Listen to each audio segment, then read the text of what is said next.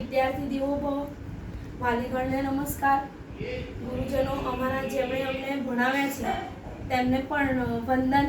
અને જણાવવાનું કે અત્યારે એકદમ સરસ માહોલ ચાલી રહ્યો છે વાલીગણ માટે, વિદ્યાર્થીઓ માટે અને અમારા સંચાલકો માટે. કારણ શું છે કે અત્યારે ધોરણ 1 થી લઈને 8 ધોરણ સુધી અને 9 અને 11 નું રિઝલ્ટ આવી રહ્યું છે. વાલીઓની મહેનત, અમારી મહેનત સાથે બાળકોએ કરેલી રાત દિવસ વાંચીને જે મહેનત કરી છે તેનું રિઝલ્ટ આવી રહ્યું છે. હવે આપણે દરેક લોકો એટલે કે વાલીગણ અને શિક્ષકગણ માત્ર બાળક ઉપર આપણે એવી આશા રાખીએ છીએ કે સારું રિઝલ્ટ લાવો. સારું રિઝલ્ટ એટલે આપણા માટે એક જ આંકડો ફિક્સ હોય છે. કોઈના પણ મોઢે સાંભળીએ તો વાલી તરત જ એમ કહે છે કે ભાઈ 90 રિઝલ્ટ છે એ બહુ સરસ છે, 90% 93% 94% 96 95 is the best for my child. એટલે આપણે એવું કહીએ છીએ કે બાળક માટે 96 97 એ પર્સન્ટેજ છે, 90% છે, 80% છે, બાળક માટે સારા છે. પણ બાળકને જે આ પરિણામ મળી રહ્યું છે એ પરિણામ ખરેખર સાચી એની મહેનતનું પરિણામ છે. બાળકના પરિણામ એ બાળક ઉપર આધારિત હોય છે. આપણે પોતે જ છીએ. આપણને કંઈક વસ્તુ આપણને શીખવવામાં આવે અને પછી આપણને એવું કહેવામાં આવે કે આપણે પરીક્ષા લઈએ છીએ, તો જ્યારે આપણે પરીક્ષા આપવા બેસીએ છીએ તો ક્યાંક ને ક્યાંક બાળકની અંદર રહેલો કેટલોક ડર હોય છે. કેવું પૂછાશે, ક્યાંથી પૂછાશે, ચોપડીનું છે કે નહીં, ચોપડીની બહારનું છે, માત્ર બાળક એસાઇનમેન્ટ ઉપર ડિપેન્ડ હોય છે.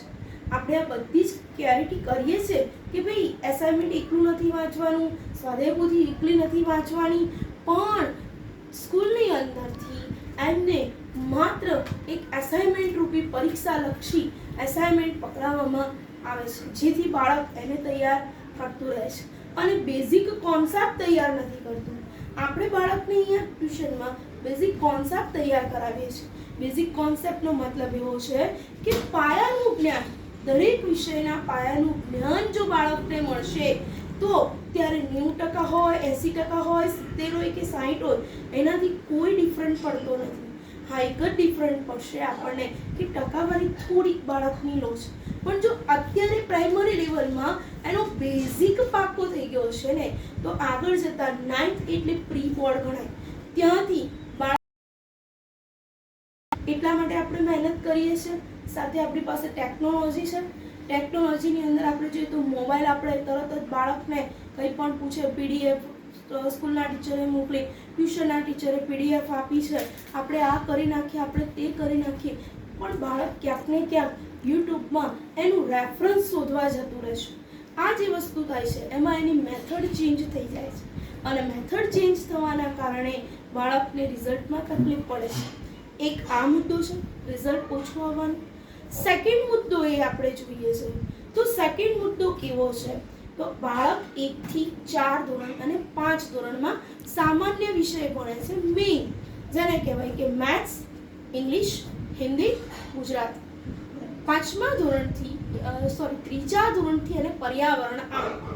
પર્યાવરણ એટલે સૌની આસપાસ એવો શબ્દ આપ્યો છે, ત્યાં સુધી બાળક સમજે છે. પણ આ લેંગ્વેજની અંદર મારું ઘર, નાનું ઘર, મોટું ઘર, સુખી કુટુંબ આવું એમને આવતું નથી. બેઝિક કોર્સ પર્યાવરણનો ચેન્જ થયેલો છે, જેની અંદર એમને ઘણા બધા વેરિયસ ટોપિક મૂકેલા છે. જે ટોપિકની સમજણ અમે અહીંથી ક્લાસમાંથી આપીએ છીએ, સ્કૂલમાંથી પણ શિક્ષકો આપે છે, પણ બાળકને ક્યાંક ને ક્યાંક આ લેંગ્વેજ સમજવા માટે થોડોક સમય વધારે જોઈતો હોય છે. બરાબર. સાથે આપણે ભારત દેશમાં રહીએ છીએ તો થોડા ઘણા તહેવારોમાં આપણે હોઈએ, થોડુંક ફેમિલી ફંક્શન હોય, આ હોય તે હોય, જેના કારણે બાળકને શું તકલીફ થાય છે તો જે કોર્સ રિવિઝન કરવાનો છે એ એને અટકે છે. માટે જ આપણે 2 ટાઈમ બોલાવીને કોર્સ પૂર્ણ કરાવીએ છીએ. હવે રહી વાત એક્ઝામની, તો 1 થી 5 ધોરણ સુધી બાળકનું રિઝલ્ટ આપણે જોઈએ તો સરસ આવતું હોય છે. કારણ શું છે? 90% 5મા ધોરણમાં હોય, 95 હોય છે. રીઝન એવું છે કે એમાં એમને સવાલ લખવાના નથી, રાઈટ? 2 કલાકનો સમય મળે છે, 40 માર્ક્સનું પેપર હોય છે, ઓબ્જેક્ટિવ પ્રશ્નો હોય છે, એક લીટીના પ્રશ્નો 2 થી 3 લીટીના પ્રશ્નો જેની અંદર બાળક 2 લીટી લખે છે તો પણ એને માર્ક્સ મળે છે. જ્યારે હવે રહી વાત ધોરણ 5 માંથી બાળક ધોરણ 6 માં એન્ટ્રી આપે છે ત્યારે તેની પાસે નવા 3 સબ્જેક્ટ આવે છે. બરાબર. અત્યાર સુધી ધોરણ 5 માં એ બાળક ગુજરાતી, હિન્દી, ઇંગ્લિશ, પર્યાવરણ આવા વિષયો ભણતો હતો ગુજરાતી સાથે. હવે એને ધોરણ 6 માં આવવાથી 3 વિષય નવા અહીંથી 3 એન્ટ્રી થાય સબ્જેક્ટની. વિજ્ઞાન, સામાજિક વિજ્ઞાન આપણે જેને કહીએ છીએ, અને સંસ્કૃત. બીજી વસ્તુ એ થાય છે કે ધોરણ 6 ની અંદર આવતા પેલા ઓબ્જેક્ટિવ પેપરો 40 માર્ક્સના નીકળી ગયા. 40 માર્ક્સના પેપરોની સાથે સાથે એક FA2 નામનું હતું શેડ્યુલ, જે પેરેન્ટ્સ ઓછું જાણતા હોય છે. FA2 નો મતલબ એવો છે કે 40 માર્ક્સનું હોય છે FA2, જેની અંદર બાળક ક્લાસમાં કેવી પ્રવૃત્તિ કરે છે, નોટો કેવી છે, સ્વાધ્યાય કૃતિ કેવી છે, આના આધારે 40 માંથી 36, 38 આવા માર્ક્સ મૂકે છે. બરાબર. જેના લીધે મોરલી બાળકનું રિઝલ્ટ જે આવે છે એનાથી 10 થી 15% વધારે આવે છે. ધોરણ 6 માં આવ્યા પછી ધોરણ 6, 7, 8 ની અંદર આવ્યા પછી 80 માર્ક્સનું પેપર થાય છે.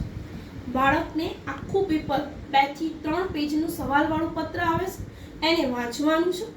વાંચ્યા પછી સવાલ વિચારીને પુરવણીમાં લખવાનો છે. અને ધોરણ 5 સુધી નાના મુદ્દાસર હતા. મુદ્દાસર નાના આવો શબ્દ વાપરીએ એટલે 2 થી 3 મિનિટમાં આન્સર એનો પૂરો થઈ જશે. ધોરણ 6, 7, 8 અને 9 ની અંદર બાળકે શું કરવાનું છે? તો ટોપિક સમજાવવાનું છે. ક્વેશ્ચન પૂછ્યો હોય બરાબર, તો એની અંદર એને ટોપિક સમજાવવાનું છે. વોટેવર આપણી પાસે અત્યારે એવો સમય નથી કે હું તમને બધા જ ટોપિક અહીંયા હું તમને બતાવી શકું. ફરી ક્યારે હું વિડીયો બનાવીશ તો બાળકને કેવા ટોપિક સમજાવવાના આવતા હોય છે એ બી હું તમને બતાવીશ. આપણી આશા જે રિઝલ્ટની હોય છે એના આધારે આપણે બાળકને બોલીએ છીએ. ફોન આવે રિઝલ્ટ માટેની હોય છે એના માટે આપણે બોલીએ છીએ. બરાબર. પણ આ ક્યાંક ને ક્યાંક સિસ્ટમમાં એક સિસ્ટમમાંથી બીજી સિસ્ટમમાં ફોલો કરે છે. એટલે એના માઇન્ડને કોન્સેપ્ટ કરે છે અને કનેક્ટ કરીને એ પણ ટ્રાય કરે છે કે મારી જૂની ટકાવારી જળવાઈ રહે. પણ 5 વિષય અને સામે 8 વિષય વાની મેથડ આવે છે. બરાબર. અહીંયા બાળકને જે લખાણ આપવાનું છે એ 5 થી 10 વાક્યમાં આપવાનું હોય છે. ક્યાંક ને ક્યાંક બાળકને ક્યારેક સમય ખૂટતો હોય છે, ક્યારેક મેથડ લેવલથી જે લખતા હોય છે એ લેવલને આધારે ઘણી સ્કૂલો એ મેથડને માન્ય નથી રાખતી, જેના લીધે બાળકને 5 થી 10% ડિફરન્ટ મળે છે. બરાબર. ધોરણ 8માં પણ આવું થાય છે, ધોરણ 9માં પણ આવું થાય છે. ઘણી વખત ધોરણ 11ના વિદ્યાર્થીઓ મેચ્યોર હોય છે તે છતાં પણ આવું થતું રહેતું હોય છે. તો મારો કહેવાનો મતલબ એવો છે કે આપણે સાથે મળીને ક્યાં શું ખૂટે છે પેરેન્ટ્સ સાથે મળો. પેરેન્ટ્સ મને મળવા આવો, હું પેરેન્ટ્સને મળવા આવું, તો આપણે સાથે બેસીને બાળકનું ફ્યુચર બનાવવું છે. 10% ખૂટે છે, 15% ખૂટે છે, ચલો અત્યારે વાંધો નથી.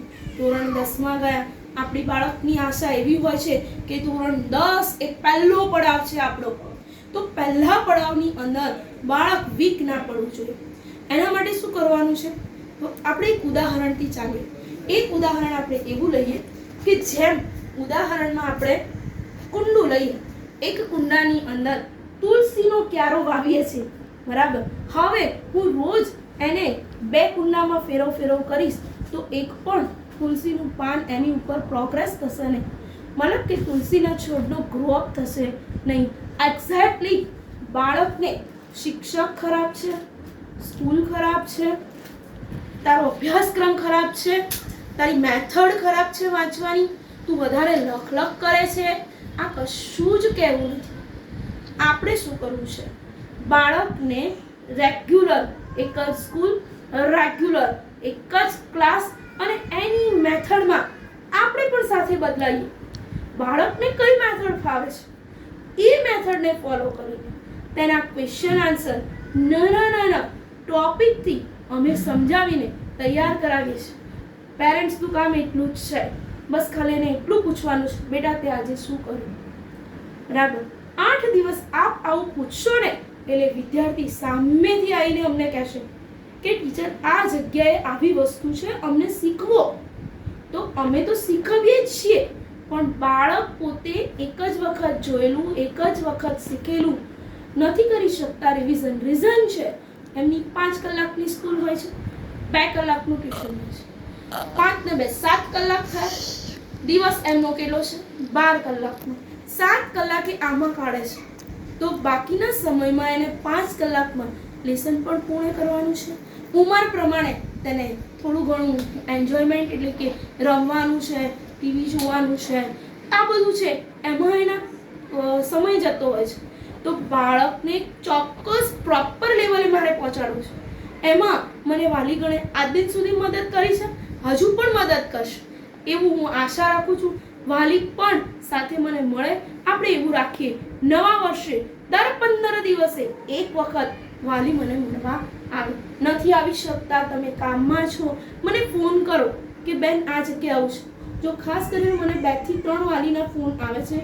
હું એમના નામ લેવા નથી માંગતી પ્રોપર, કેમ કે આ વિડીયો મારે બધાને મૂકવાનો છે એટલા માટે. પણ ઘણા બધા પેરેન્ટ્સ છે મારા ધોરણ 6 ના છે, 5 ના છે, 8 ના છે, એમના ફોન આવે છે. વાલી સામે લઈને બેસે છે, આગલા દિવસે પણ પરીક્ષા હોય ત્યારે આગલા દિવસે પણ પોતે સાથે આવીને મળે છે. આનો બેનિફિટ એટલો જ થાય છે કે બાળક ક્યાંક ને ક્યાંક એવું જાણે છે કે ટીચર અને પેરેન્ટ્સ એક જ છે અને મારે થોડીક મહેનત કરવી પડશે. રહી વસ્તુ મેથડની, સબ્જેક્ટ બદલાય છે, ધોરણ બદલાય છે, એટલે બાળકને 2 થી 5% લોસ તો જાય છે. પણ આપણે આ લોસ ન જાય એના માટે આવતા વર્ષે તૈયારી કરાવવાની છે. હું ખૂબ પોતે દિલગીર છું. અત્યારે હું એવું વિચારું છું કે જેટલા પણ બાળકને રિઝલ્ટ ઓછું આવ્યું છે એને આવતા વર્ષે આપણે એવું કરી દઈએ પહેલેથી જ કે 2 ટાઈમ એમને બોલાવીએ. એક ટાઈમ એમનો રિવિઝન રીડિંગનો રાખીએ, એક ટાઈમ એમને મેથડ શીખવાડીએ. બરાબર? તો આપ વાલીગણ મને સાથ સહકાર આપશો. હું તારીખ 12મી મેથી ટ્યુશન રેગ્યુલર ચાલુ કરી રહી છું અને 12મી મેથી લઈને આપણે જૂનની 1 તારીખ સુધી કોઈ જ ફીસ નથી લેવાના. આની અંદર આપણે બેઝિકનું રિવિઝન કરાવીશું, મેથડ સમજાવીશું. તો આવો ચાલો સાથે મળી અને આપણે ભવિષ્ય બનાવીએ. અને પેરેન્ટ્સ ચોક્કસ એક વખત 12મી તારીખે રૂબરૂ ક્લાસની મુલાકાત